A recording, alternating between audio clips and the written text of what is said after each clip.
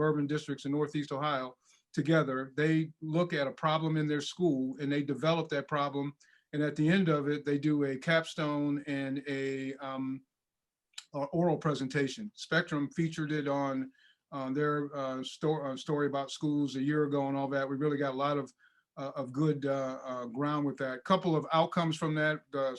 9 of the 16 schools that we had mental health as an issue. And when they presented their issues to the superintendents at the end of the year, the superintendents and principals, when they all came to the capstone, there were issues that they weren't aware of. Several districts went back and developed some new policy because the students had actual research and evidence to support why there should be certain changes in their districts. Teen dating was an issue. Lakewood had teen dating, and they also saw similarities and differences, a lot of similarities between districts, high performing districts, urban districts, suburban districts. We had Solon, we had Euclid, we had Cleveland, we had all different kinds, we had everyone together. And what kids found out is that the issues that they have are pretty similar, and they got a chance to work together and do some things. So we had about 120 students that were involved in that, about 16 districts. So while I was finishing my doctorate at Ohio State and I got finished, I talked to the dean and other folks. I said, I don't know why we can't do this in Central Ohio. I said, we should be able to bring our kids together in Central Ohio and do something similar. So for the last year, I've been working on trying to put this together. I wrote the grant to Martha Holdings Jennings. They funded it. They also funded it in Cleveland. So they knew I had an idea about how to do this. I talked to Ohio State about partnering with the College of Education and Human Ecology. My research was on underrepresentation in first year enrollment for Black males at Ohio State. And I was looking at opportunities to expose underrepresented students to highly selective institutions like Ohio State. And so they looked at it and thought it was a good idea. I also reached out to Columbus State. I also, because I worked when I was working in the Department of Diversity and Inclusion, I worked with and talked to the director at the Kirwan Institute at Ohio State. They all thought it was a great idea. So we had several partners. And then I had some private folks that asked me about, when I explained to them what I was doing, they just said, just tell me, they said, Keith, we know that whatever you're going to do is about kids, just tell us what you need.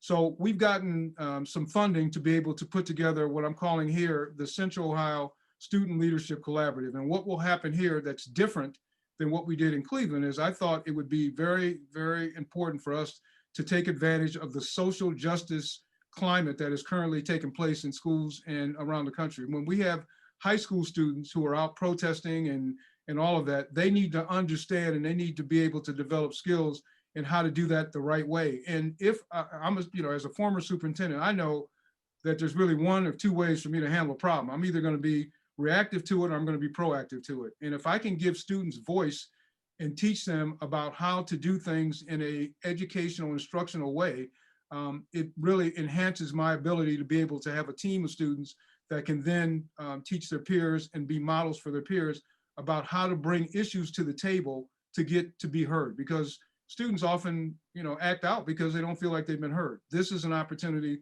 for them to be able to do that. So the way this works is like this. So rather than have them pick any subject like we did in Cleveland, we're looking at a social justice issue that they want to develop in their school or community.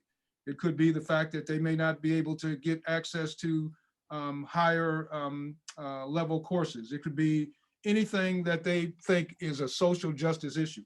And we're going to teach them 3 things. We have 3 components. One is leadership component, there's the advocacy component, and then there's the research component. So each session that we have, the students will come in and we'll do those 3 things. We'll have a session, we'll talk about research. They'll be working in breakout groups and all of that. We'll come back. We'll talk about advocacy. They'll come back and they'll develop their ideas, and we'll talk about research and all of that. So they're going to be able to put together at the end, the outcome at the end is that they put together a capstone and a oral presentation. So this is all virtual now. So when we did in Cleveland, we were doing face-to-face, and my plan was to do that here. We had the Workforce Development Center at Columbus State, but because of COVID, we can't. So that was a challenge, but it's also an opportunity. So it's an opportunity for us to be able to do it in a different way. So we are now doing this completely virtual, and I have a great lineup of speakers and folks that are going to support me. I've got one of my good friends is Erin Gruel, Freedom Writers from San Diego.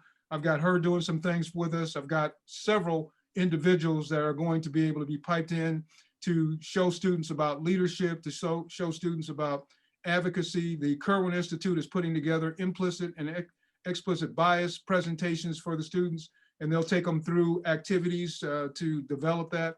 And then I've got research from my colleagues at Cleveland State, where I was an adjunct and taught, and also at Ohio State, that will do the research component. And there's several pieces to this that are unique. One of the things that we're going to do differently is I have connected the doctoral students at Ohio State University as mentors for these students.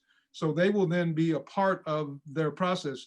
They don't do anything other than watch what they do, help them answer questions, but they also have a mentor or someone they can then look at and say, you know, what can I do about this, and what should I do? And several of these doc students are represented in the various districts where students will be. So it's an opportunity for them to connect in that way. We also have a staff member that will be with the students. They don't have to be with the students all the time. They'll be with them, you know, in some of the breakout sessions and some of those kinds of things, but we've got activities that are planned and putting all of that together. And we've also done this so that there's really no cost to the district other than having a staff member, and also being able to give back to the districts $150 as a stipend to help support staff or whatever they want to do. So I've tried to make this as inclusive as we possibly can, and being able to offer something that I think at this particular point in time really has a need.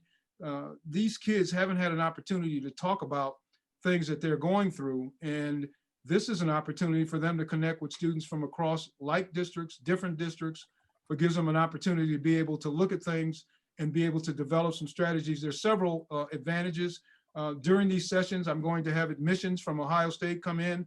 We won't have breaks. We'll have sessions going on during the breaks where they'll come in, talk about first year admission, what they can do, about how they can work through COVID, what are some of the different kinds of strategies for admissions in the first year. We're going to use Columbus State. We'll have them on. I have several leadership individuals, Kurt Moody, architects, and some of the other folks are going to come in and talk about different career opportunities for students. So I'm trying to make this as inclusive as possible, because I think these students are going to want to have a multitude and a suite of different items to be able to get them to see where they can become stronger. And then the other advantage for them is that this will help them put together their student resumes for when they look at college applications. They're going to be able to say, if they can say that they had qualitative research, that they have learned about advocacy, and they have learned about strengthen their student leadership skills, those are great assets to put together on their narrative when they look at applying to college. And I actually did that when I was at Ohio State, because I did it in the graduate school. I looked at all of those, and when students had that and had the strengthening of their document with evidence and really some active evidence of what they have done, it really made sense. So we're asking that each district send a team of 5 students with a potential mentor, someone, either guidance counselor, someone from their school that would be a part of this. Again, they don't have to be there the entire time. And then the sessions are from 9 to 1. And I think Kathy had the brochure up, and you all have that, got all of the sessions taken care of and what we're going to do. Again, there's no cost to anyone, but it's an opportunity to connect. For you all as curriculum directors, the curriculum that I'm using to support this effort is what's called YPAR, Youth Participatory Action Research, and every one of the content standards that are being addressed in these buildings are addressed in that YPAR curriculum, and I can send you the data on that. So it's really a connection to what they're already doing in the classroom. So if someone says, well, you know, they're out of class and all this is really a kind of a STEM opportunity in a different way. And it's a way for them to be able to get some skills that they may not necessarily have. 6 sessions, we go through May. You could all be invited to the capstone to get a chance to see what these kids do. I was just blown away when I saw what they did and how they put this together and the evidence that they had to support what they were doing. In summary, these kids are talking about all the stuff that we are seeing as adults, all the stuff that's going on. They have opinions, they have a voice. They don't have a place to be able to talk about it right now because of what we're in many cases. And this is an opportunity, I believe, for school districts to be proactive in a way that makes sense and taking advantage of what's going on in our country today and use it as a learning opportunity and be able to then teach students how to be active, educated advocates and develop leadership skills that will not only help them in high school, but help them beyond. So I'm just asking that you all give the information to your districts. Right now, I've got about almost half of my slots filled. We're looking at trying to get 20 school districts. Oh, the other unique piece is I've also invited a private school to be a part of this. St. Charles is going to be a part of this so that we get a different look from a different entity and be able to bring that into play. So that's a little bit different. But I've got almost half of them filled. We're looking at having this done where the registration is on the website and they need to do that by the 25th. And we'll be able to, the students will also be getting some leadership diary, and I've got funds built in to be able to support them with some physical documents. I don't know how I'm gonna get it to them yet, but we're gonna try to do that. But it's an opportunity for us to really be able, I think, to bring the students in Central Ohio together. And you'll be amazed. You may not be amazed, but I know I was amazed at what these kids can do and how they can do it, and how when they do it in their own way, how they're able to communicate what their needs are, and now being able to teach them how to get past just their own idea and really having evidence to back up what it is that they're trying to do. So I know I went a little bit over my time, but I wanted to make sure you had the complete picture about what we're trying to do. I can also send you the video and all the data that we have from Cleveland, the video that was on Spectrum, and I can send that to you. So if you want to take a look at what we did and some of the feedback from kids, and it was really a great opportunity, a great program. And I just said, there's no way that we shouldn't do this in Central Ohio as well. And so that was the onus behind this. And I've been working on this for about a year, and we finally got it together. And I wasn't gonna let COVID stop us from doing it, because you have all kinds of challenges and all that. We're just gonna have to do it in a different way, but we're gonna make it work. So that's the initiative. Yeah, that's, wow. It's very exciting and impressive what you're trying to do. And we really appreciate you coming to our group to share this information so that we can get kids engaged in this opportunity. It sounds so timely and so necessary. So it's great that you're pulling all this together. We know it takes a lot of time. What questions do you have for Dr. Bell? Anyone? I know David Baker has a question because he always does. You're too much, Dr. Bell. It's good to see you. Good to see you too, David. No, this will be a great opportunity for our kids. I know, I'm pretty sure Melvin's already signed up, registered a group of our students, and he's looking forward to it. So thank you for doing this. Yeah, Reynoldsburg's already in. We've got 6 from Columbus, St. Charles, Bexley, and like I said, I'm trying to hold it at 20 so that we can do this and manage it and do it well. So we've still got some spaces, but I want to try to get this together and get those teams together and as soon as we can, so we can put all our materials together and all of that. So I would encourage you all, if you have any questions, to let me know, and let your districts know that this is an opportunity that, again, is no cost to them. And I think, and let me just, one thing I didn't share, we also, after this year, those students that participate next year, if they want to continue, would be in the second year. I've developed